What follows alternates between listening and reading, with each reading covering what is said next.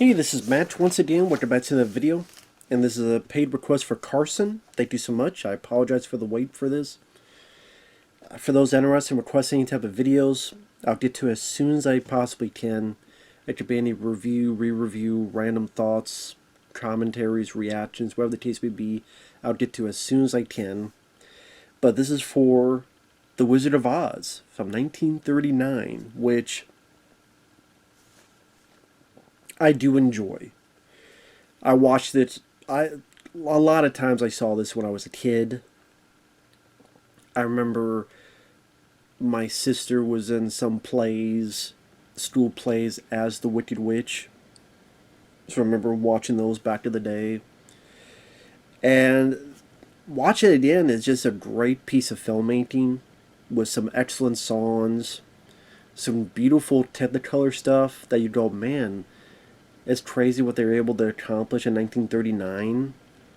That's still, especially when you watch it in much clearer picture quality, still beautiful to look at. Judy Garland is perfect as Dorothy, just has that sweet breath of innocence to her that makes it charming.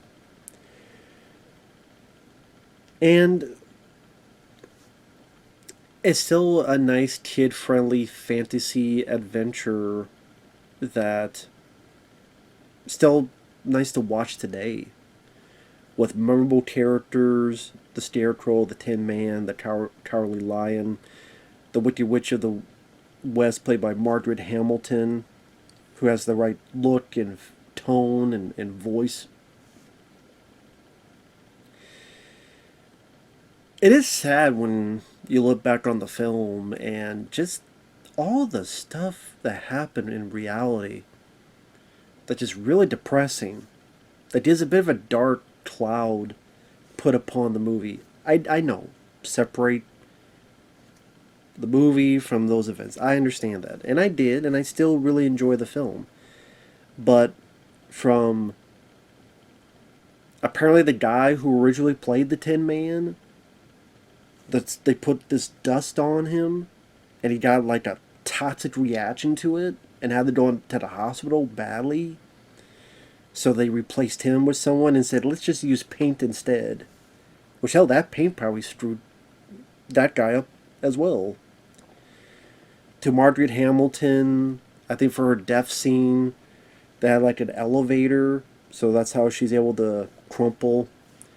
And in one bit, I guess they screwed up the explosions or whatever. So she got like third degree burns on her face and hands. Something about the fire burst too soon. And apparently Judy Garland was abused a lot throughout the film, where the director slapped her at one point because she was diddly. But the reason she was diddly is because people and higher ups were talking about her figure and she needs to lose weight and like giving her uppers and downers and all this other stuff to her system. And apparently a lot of the Munchkins, they would like feel her up and touch her ass and stuff. And I believe it because back then, they didn't care back then. They being actors and stuff, because think about it. The he said, she said thing is all you got. There's no way to have a lot of evidence. It's not like nowadays where you can record it on your phone, social media that could get to everywhere and everybody in less than an hour, hell, less than half an hour. Everybody knows about it. And people got away with a lot of stuff where we're the boss. People got away with a lot of shit back then. A lot of shit. I think of like wrestling. I was into wrestling. You think of like a lot of wrestlers back in the day in the locker room and all the pranks they pulled, which was like felonies, assault, to do these ribs on people. Hey, I'm going to drug you and tape you and tie you to the front of the hood of the car, and by the time you wake up, we're going 70 miles down the road. It's called assault. Nowadays, I believe ribs are like, hey, I changed the controls on your PlayStation. Same with back then. I mean, if you... A lot of things we probably don't even know about. Because they're either not alive to tell the tale, they're not alive to recount. It's a damn shame. But the movie itself, it's a beautiful looking movie, whether it be the sepia look of Kansas, and the story is that Dorothy is coming home with Toto, the bitch, I'm gonna call her, which is Margaret Hamilton. Apparently Toto was at her place. She don't like that, so she got in touch with the sheriff, and I get to take the dog and kill it. But Toto runs off, thankfully. Dorothy grabs the dog. But then she's like, oh, what are we going to do? Even if we come back, she'll get you again, so we'll run away. So she's thinking of running away. This guy who's a con man says, oh, well, your aunt's going to be afraid, going to be scared. She's going to miss you. She has a broken heart. BS's her into going back. But then there's a tornado. The others are safely in the basement or whatever. She gets into the house with Toto, gets knocked out, and then throughout it, I mean, you guys know Wizard of Oz. The tornado, the house lands on the one witch, kills it, they celebrate. The other witch says, you killed my sister, I'm gonna fuck you up. She goes on a journey to get the wizard, gets the scarecrow, he needs a brain. Gets the Tin Man, he needs a heart. Gets the lion, he needs courage. Creepy ass flying monkeys. The witch being a bitch. The good witch. I don't trust you, bitch, because you could have just teleported them right to the wizard yourself. But you made them walk the whole damn yellow brick road. So I don't trust you too, bitch. It's just really nice piece of filmmaking. Technicolor being such a new thing at this time of 1939, and how it must have just blown people away. Like nowadays, I think it's a very good looking movie. Back then, just to see things in color, let alone Technicolor, it must be, what would be the equivalent? Maybe like the first time, if you were a kid in 1977, you first see Star Wars. Or something to that ilk. Or even like you're a kid and the first time you see 2001: A Space Odyssey, it's just, whoa, type of thing. Just blown away. I mean, I guess maybe would the closest maybe be The Matrix? But I don't even know, not even that maybe. I don't know, you don't really get that nowadays. I guess because everything else has been done. But yeah, to go back a bit, like the way the dog Toto, to imagine there was a pain in the ass to control that dog. There's a lot of times the dog has to do certain things. Like when Dorothy sings that song, Over the Rainbow.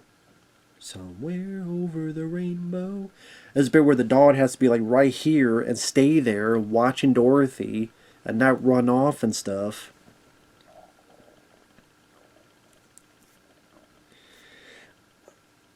Which, from what I understand,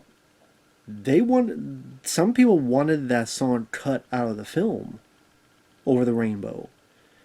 Because apparently some of the higher ups said, well, we're taking too long in Kansas, we need to get to Oz, and we need to get to that Technicolor stuff sooner, we gotta get to it quicker, so can't we just cut the song?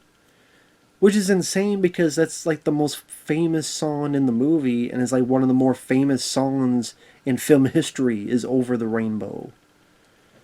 I think it won the Oscar for Best Song. It was nominated. I think it won.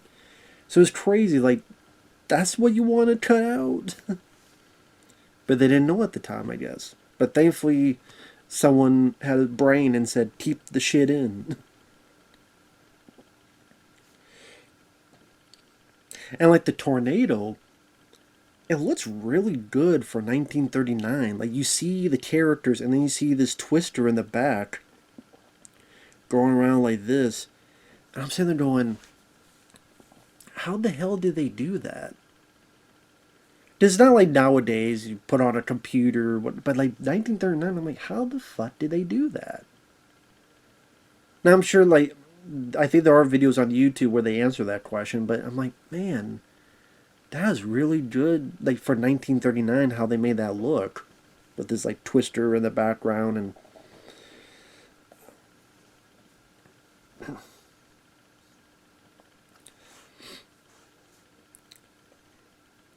and they develop the characters, and we see like Auntie M, but we see the other helpers, which some of those actors will be the Scarecrow and the.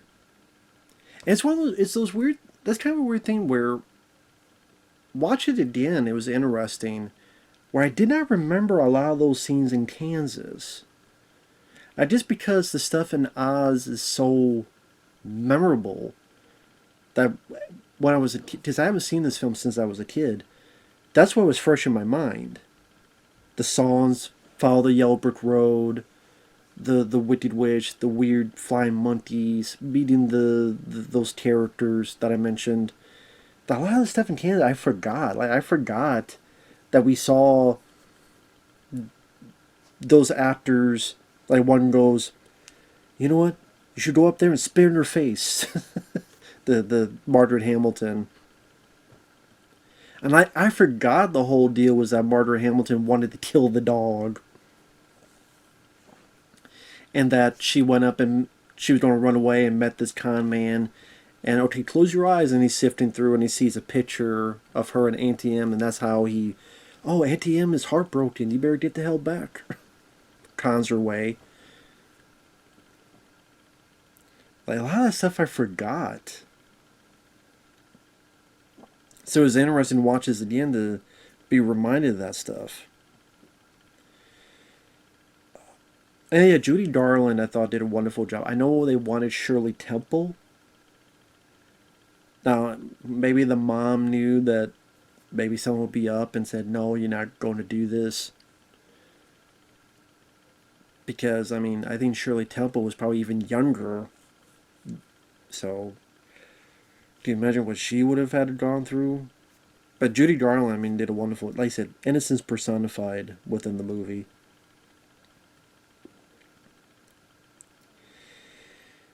And so the house goes up, the tornado lands, and you're in the colored land. And again, really nice looking sets for its time. And just all the stuff. The Good Witch and the Munchkins, even though I guess some of them were assholes for feeling up Judy Garland. Sick. Not all of them, but some of them. Sicko perverts. But yeah, the memorable songs. You know, Ding Dong, the Wicked Witch is dead. Where the lollipop dealed, lollipop dealed, the lollipop dealed. You know, Follow the Yellow Brick Road. It's just a series of songs that were just, even though I've said before I'm not a big fan of, you know, I don't really get into musicals. This works because a lot of them are just very catchy. Like, they hit a lot, like, all the songs I thought worked for what it needed to accomplish. Again, maybe that's just nostalgia talking because it was embedded in my brain watching this over and over again back in the day. Maybe not over and over, but enough times. So maybe it's like nostalgia, but a lot of them are still very catchy.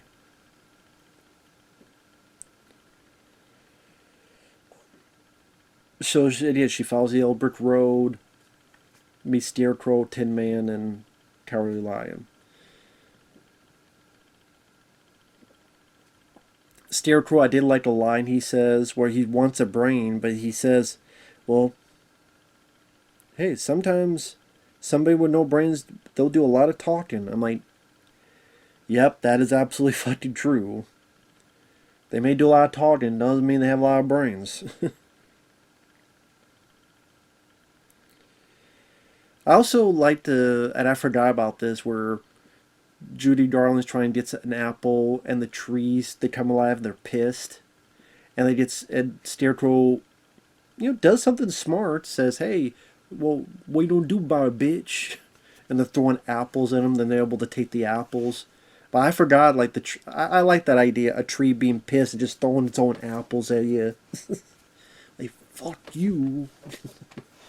You want these apples? Here, use these fucking apples. Now I kind of want to see the R-rated Wizard of Oz. You want these apples? Fuck you and your apples. Shove them up your ass. Made some applesauce.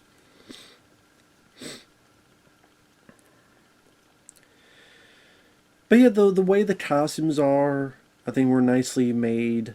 The way the actors played it definitely has a lot of memorable qualities. The Cowardly Lion, the accent he has. Put him up, put him up. I fight with my eyes closed. Put him up. Just a lot of things just really clicked for the movie and for the times they made it in. And like watches like I forgot, like there's a bit where they meet the wizard and say, well, you need her broom. And so they go into this forest and the Scarecrow happens to have a gun on him. I think what it is, I know people go, well, is that what's that called? That effect where, I don't know why I can't remember damn terms nowadays.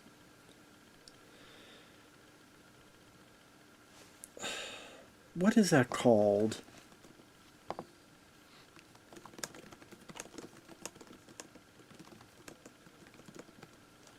Sorry, I have to remember.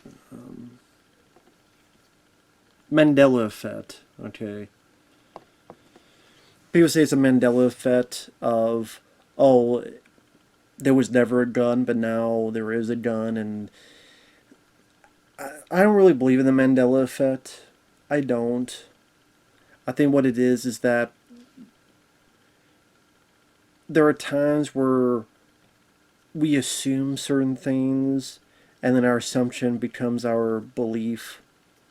Well, okay, when I say I don't believe it, I mean like how some people take it to, oh, it's some alternate dimension and some. I don't believe in that stuff. I think people's memories are a fragile thing, more fragile than we want it to believe. Because we want to believe that we remember things, we have a firm handle on our senses. Is that usually that's not the case? And like for example, the Scarecrow holding a gun. If you think about it, he never uses it. He never uses the gun. He never shoots. So, because of that, we forget about it. Because there's no memorable scenes of him using it and utilizing it. And throughout, you do see like the other characters, like your eyes on Dorothy, your eyes on other people,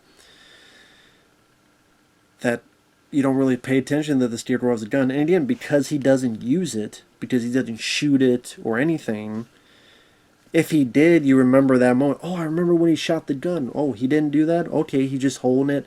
So then our mind doesn't really make that an event, a monumental event to remember in our brains. It just becomes part of, in a way, part of the backdrop.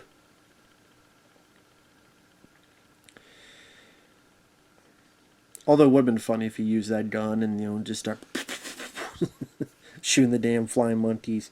Which are creepy. They are creepy fuckers, I will say. I was ever scared of them back in the day because I was watching Predator and Aliens and other films back in the day. But they are definitely a creepy look to them.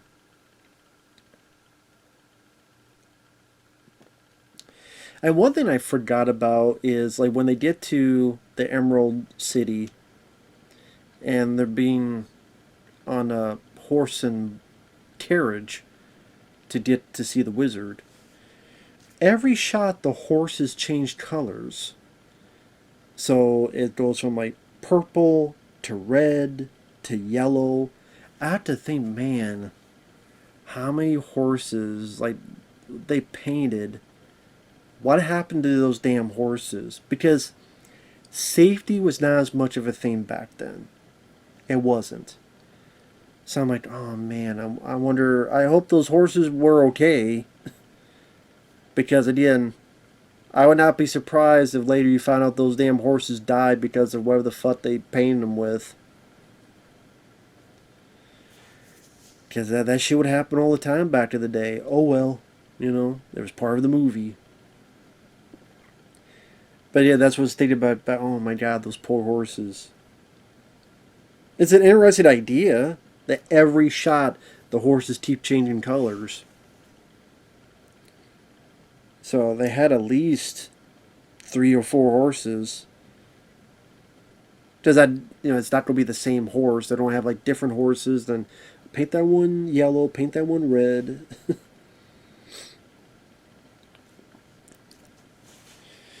So eventually they see the wizard. They're supposed to get a broom from the witch. They go to the haunted forest. They get grabbed. Kind of a creepy bit where they find the scarecrow and his legs have been torn off. Granted, it's all made of straw, but it's just the idea that he's lying there with his legs been torn off. I'm sure it freaked the fuck kids the fuck out back then. Like, Jesus. Which I forgot about that too. Now, our 3 tiers go on to rescue Dorothy. I do wish they did a lot more. Pretty much they're there, some bad guys attack them. We don't see them get beaten up, but we get the idea that our 3 Scarecrow, Lion, Tin Man, they stole the clothes, so they obviously won the fight. But pretty much they go in, they find Dorothy, they cut down the door, they go downstairs. Scarecrow at least does something with like a chandelier type of thing, drops on the soldiers, then they...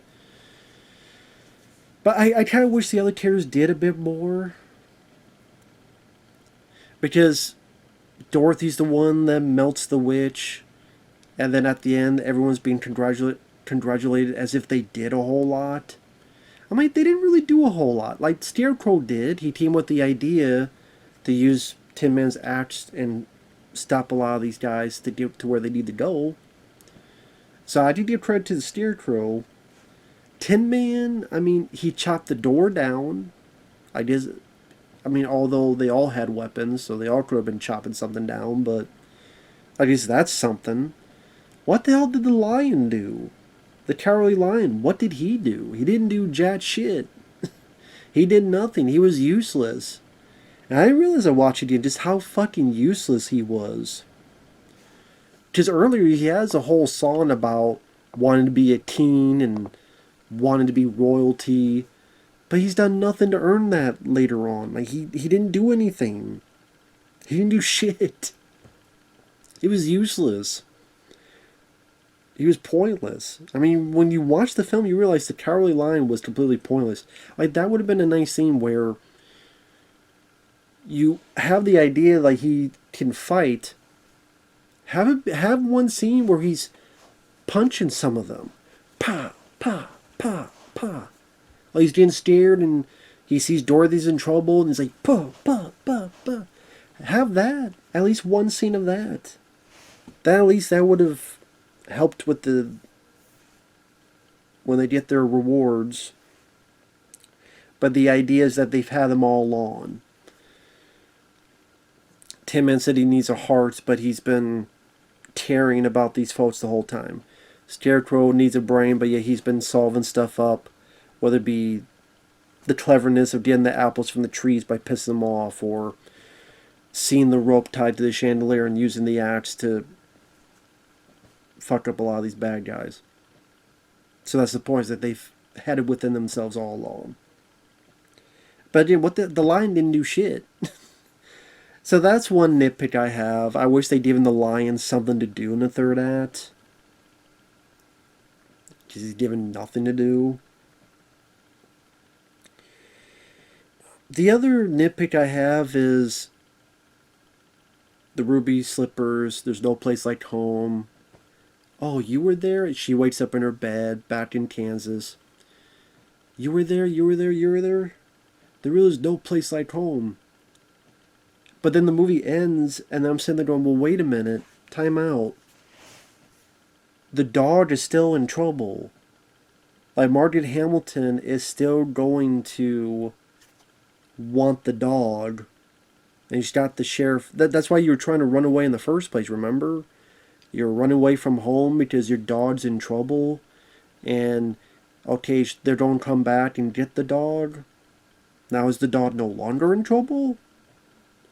I know people have theories of, well, Marjorie Hamilton's character died during the tornado. Well, that may be your theory, but it's not in the movie. Like, they never say that in the movie. They never mention that in the movie. Maybe if they did, it would be seemed a bit harsh, but, I mean, it's not in the movie, so now you're left with this question of, well, wait a minute. It never says Margaret Hamilton's character died. I mean, people assume, well, she died in the Wizard of Oz, so she died. But at the end, it's like, well, wait a minute. What's going to happen with the dog? Margaret Hamilton's going to come back and take the dog again? Like, we're not going to solve this problem, which was the problem to begin with in the first place. So they kind of leave that open in the air, and I thought that was kind of not the best in terms of writing. It's like, shh, don't remember it. It's like, I do remember it. So yeah, I do wish the line had more to do. I do wish that whole last plot point was actually solved. That dilemma.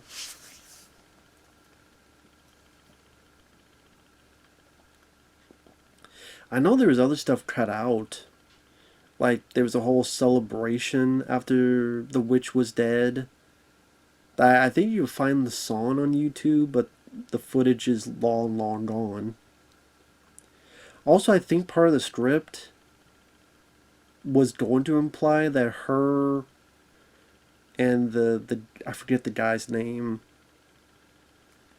that in Kansas she liked one of the guys more so than the others. Like, maybe they'd go on a date.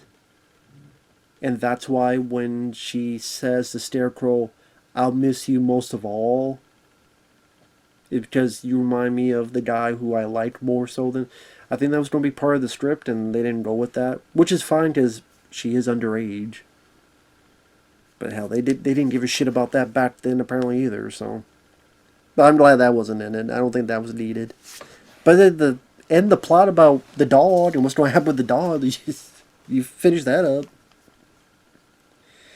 But yeah, the look of the film, the joyful jubilation of the songs, the memorable qualities like Margaret Hamilton's performance as the witch with her voice, the classic moments that are just embedded into pop culture. I'm melting, oh, what a world, what a world. Or all the other stuff. It's definitely... was definitely part of my childhood. I wonder, though, if 'tis today... Because back then, yeah, I realize we didn't have as many venues to watch stuff. It was, oh, we have a couple VHS tapes. Everybody didn't have a ton of them because they cost so damn much. So you pop them in once in a while, or whatever's on TV, which they'd be limited because nowadays they'll show an R-rated bit almost uncut or truly uncut with no... I guess other than nudity, but even some of them, I mean, NYPD Blue back then had nudity. And they showed it. But, they're a lot more strict back in the day. I guess unless you had maybe HBO or something. Or Cinemax.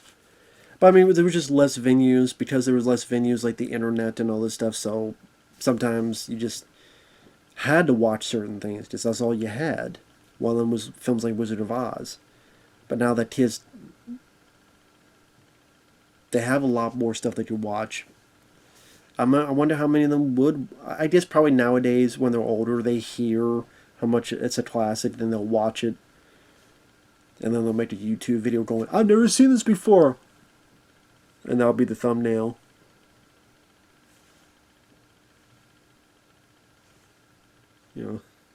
or how the thumbnail will be. But it's a classic. The Wizard of Oz is a classic of filmmaking, the music, the actors. All did their jobs very well. So definitely a big plus to me. Still, I always like to revisit this again. Still works very well. All-time classic. So with that said, thanks for watching. Take care, and we'll see you guys later. Bye-bye for now.